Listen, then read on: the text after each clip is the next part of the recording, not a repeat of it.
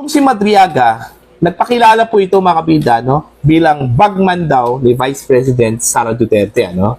At nag-akusa din sa kanya, mga kabida, na tumanggap daw at sa mga pogo operator po, ano? Mga kabida po. Now, dito sa kanyang bagong pasabog po, ito, isinulat talaga niya ito, ano? Mga kabida. Okay? May petsang April 11, 2026.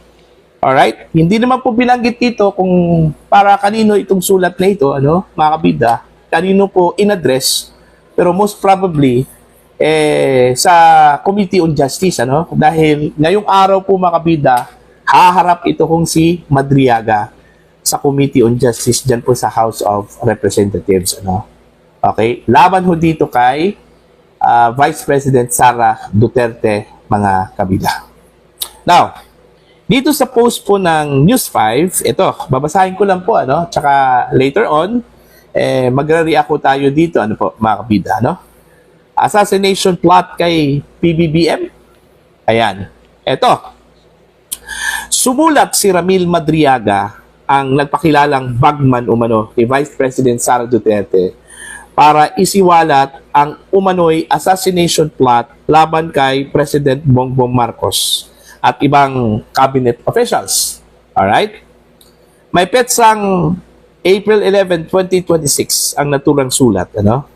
Sabi dito sa sulat, mga kabida, ano? Ito, babasahin ko lang po. FPRRD mentioned to me, ano, about letting Marcos run along with Sara as presidential candidate as part of a plan of retaking the presidency from BBM by year 2025. Bahagi ng pahayag ni Madriaga, ano? Eto, tuloy tayo. In the event that BBM refused to honor the agreement and opted not to relinquish his post as president, extraordinary measures of overthrowing BBM should be considered. Like impeachment, ano? Idadaan daw sa impeachment po, ano, mga kabida. Assassination, eto na. Ito yung sinabi po, assassination. Kung sakali man po, tumanggi po, ano, ito hong si BBM na i-relinquish yung kanya hong post bilang presidente po ng Pilipinas, ano, sa pamamagitan po ng poisoning. Alright? Ipo-poison daw ito hong si Marcos or any other means, alright? And by the use of people powers, mga kabida. So, ang tindi po, ano? Kung totoo po yun. Kaso lang po, may inconsistency po, ano, mga kabida. Alright? Ito, itutuloy po natin yung pagbabasa po. And then later, okay, himay-himayin po natin yung kanya hong mga sinabi po, ano. Okay. Wala pang pahayag ang Pangulo, Palasyo, at PC Presidente tungkol dito. Nakatakdang humarap si Madriaga sa pagdinig ng House Committee on Justice sa impeachment ng Vice sa Martes. Ngayong araw po, ano, mga kabida, April 14, 2026. So, yun po, na? Unang-una, ito, himay-himayin po natin, okay? Para makita po natin kung consistent ba yung sinabi po ni Madriaga po, ano, mga kabida. Itong sinabi po niya, mga kabida, na sinabihan daw sa ni Pangulong Duterte, ano, o former President Rodrigo Duterte, okay, patungkol ho sa pagtakbo po ni Marcos bilang presidente po ng Pilipinas. Kumbaga, planado na daw yun. Alright, mga kabida. At si Sara Duterte yung magiging vice-presidente po, ano.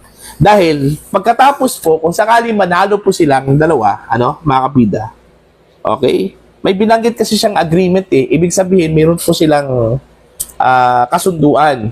Most probably, ito hong si BBM at saka ito hong si Sara Duterte or si FPRRD, ano, mga kabida. Kasi doon sa pangalawang paragraph po, mga kabida, sinabi po doon ni Madriaga na kung sakali man po hindi po i-honor ni BBM yung agreement, dumiretso po sila doon ho sa extraordinary measures. Okay? Like impeachment, assassination, at people power po, ano, mga kabida. Now, Bakit nasabi ko po na meron pong inconsistency, ano? Dahil dito sa unang sinabi po ni Madriaga, ano, na hinayaan po at planado po yung pagtakbo po ni PBBM, mga kabida, no? Bilang presidente po ng Pilipinas, at saka busy ito kung si Sara Duterte. Then later on, iti-take over po ni Sara Duterte yung presidency po, mga kabida, after, okay, na bumaba sa pwesto ito kung si PBBM, ano, by 2025. Pero wala kong nangyari, di ba? 2026 na po tayo ngayon, ano, mga kabida. Kasi, kakaiba po ito, opposite ito, mga kabida, dun ho sa sinabi po, ano, ni dating Pangulong Rodrigo Roa Duterte. Kung maalala po ninyo, mga kabida, no, bago ho mag-eleksyon, in fact, bago pa nga yung campaign period, yung meron pa pong usap-usapan po, ano, mga kabida, na tatakbo si Sara Duterte bilang Pangulo po ng Pilipinas, ano, tapos baka mag-busy ito kung si Bongbong. Tapos later on, mga kabida, biglang nag-iba. Okay, bumaliktad po. Si Sara Duterte, naging kandidato ho sa pagka-vice presidente, samantalang ito kung si BBM, kandidato sa pagka-Pangulo po ng Pilipinas, ano. Marami ho tayong narinig po mula kay dating Pangulo Duterte, ano, mga kabida. Hindi po siya solved dito ho sa tandem na yan. Kung saan po si BBM ang Pangulo at saka si Sara Duterte yung Vice President, ano, mga kabida. Dahil, ang sabi po ni Presidente Duterte, weak daw ito hong si BBM. Kung sakali man po manalo itong Pangulo po ng Pilipinas, weak president daw ito. Di ba naalala po niyo yan, ano, mga kabida? Na sinabi po ng dating Pangulo ng weak president po ito kung si PBBM. Kung sakali man po manalo po ito, ano, mga kabida. Na paano ho i-reconcile po natin dito ho sa sinabi po ng Madriaga, ano, mga kabida. Na parang planado na po ni dating Pangulong Rodrigo Duterte yung sitwasyon, yung senaryo na yon, ano, mga kabida. Sa umpisa pa lang, ayaw ho ni FPR din na tatakbong Pangulo itong si BBM dahil weak daw ito, ano, mga kabida. Di ba? Doon pa lang meron pong inconsistency, Alright? So, dito tayo sa pangalawa po, ano. Ang sabi dito ni Madriaga, kung sakali man po itumanggi ito hong si Marcos at hindi ho susunod dun ho sa agreement, okay, sabi po ni Madriaga, gagamitan daw ng extraordinary measures. Alright? Una, impeachment. Paano ho makakuha po ng support yung impeachment na yon? Si Bongbong Marcos yung presidente po ng Pilipinas at saka si Martin Romualdez po ang House Speaker. Di ba? O paano ho makakuha po ng impeachment, mga kabida? So doon pa lang wala na, paso na po yung sinabi po ni Madriaga, no? Okay? Pangalawa po, okay, assassination, poisoning. And do you think si Sara Duterte o di kaya yung mga taga-suporta po ni Sara Duterte o sino man po yung contacts ni Sara Duterte, mga kabida, makakalapit po kay PBBM? Hindi. Kasi 2024 pa lang, mga kabida, medyo sour na po yung relasyon po ni Sara Duterte at saka ni BBM, ano, mga kabida. So, pangalawang semplang na po yon. Alright? Mga kabida, people power. People power. Ang higpit po ng mga otoridad, Okay? Hawak po ni PBBM po ang DILG. Hawak po ni PBBM po ang PNP, ano, mga kabida. Do you think papayag po ang PNP na magkaroon po ng pagtipon-tipon po, mga kabida, no? Para sugurin po ang Malacanang? Yung palang series of rallies po, mga kabida, no? Hindi na po nakaporma itong mga nagtangka po, ano? Napasukin po ang Malacanang po, ano, mga kabida. During sa kasagsagan po, ano, ng issue po ng korupsyon sa flood control projects, ano, mga kabida. Ito pa, yung sinabi po ni Madriaga, ano. Kaya nga, imposible po yun, Okay? At saka pangalawa po, lahat ng mga allegation po ni Madriaga against the Vice President and even the former President, puro lang po salita yun, ano, mga kabida. Walang backup yun. Walang documentary evidence, ano, mga kabida, to support the claim. Diba? Kaya nga, ang bansag po ng kampo po ni Sara Duterte dito ho kay Madriaga, it's a big joke. It's a big joke, ano, mga kabida. Diba? Yung claim pa lang ni Madriaga po, ano, mga kabida, na bagman siya ni Sara Duterte, imposible na po yun. Okay? Tinatawanan lang po siya, ano, ni Sara Duterte, mga kabida. How much more, ito hong kanyang isiniwalat ngayon, at mga kabida, na nagbahagi daw si FPRRD sa kanya, no?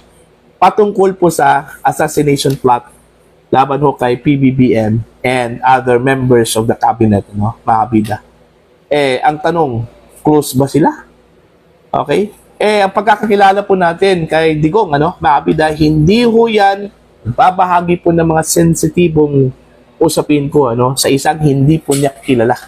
At saka, lalong-lalo na po, hindi po niya ka-close, mga kabida. Mautak yan, ano? Si dating Pangulong Duterte, diba?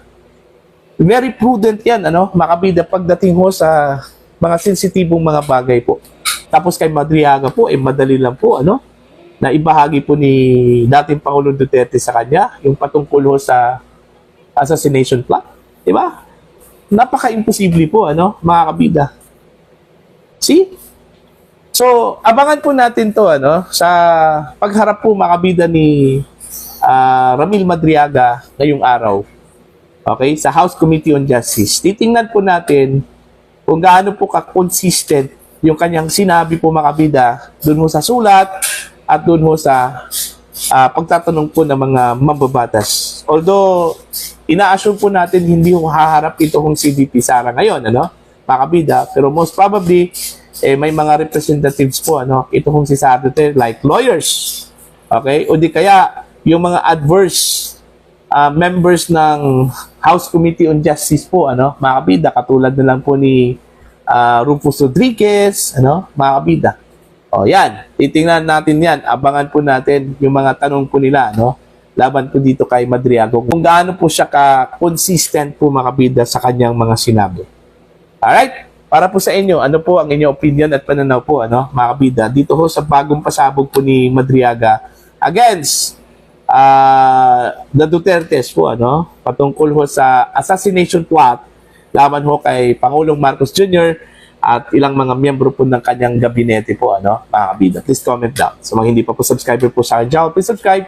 Just click the subscribe button, click the notification bell, click all para updated po kayo mga kabida sa aking mga uploads. Maraming salamat po sa inyo lahat.